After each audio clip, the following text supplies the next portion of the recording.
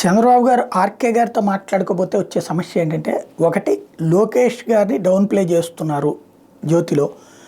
అలాగే కాంగ్రెస్ పార్టీకి హైప్ ఇస్తున్నారు. చివరికి మాణిక్యం ఠాకూర్ ఇంటర్వ్యూలు ఇవన్నీ కూడా ఆంధ్రప్రదేశ్లో కాంగ్రెస్ పార్టీ పరిస్థితి ఏంటి అంటే నామావశిష్టంగా ఉంది. దానికి బాగా హైప్ ఇచ్చుకుంటూ వస్తున్నారు.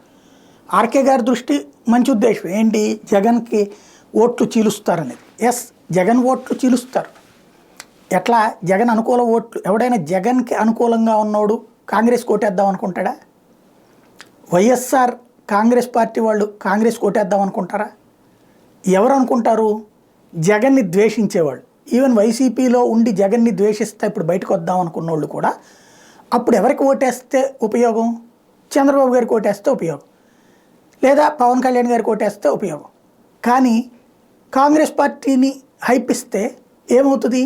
వాళ్ళు కాంగ్రెస్ కోటేస్తే ప్రభుత్వ వ్యతిరేక ఓటు పోలరైజ్ కాదు కదా. ఈయన చంద్రబాబు గారికి మంచి చేద్దామనుకుంటూ చెడు చేస్తున్నారేమో. బాబు గారు ఒకసారి చెక్ చేసుకుంటే బెటర్. ఎందుకంటే బాబు గారే మాట్లాడలేదు షర్మిల మీద ఎందుకు వచ్చింది ఆవిడని హైప్ ఇవ్వడం అని. మరి ఆర్కే గారు మాత్రం హైప్ ఇస్తున్నారు.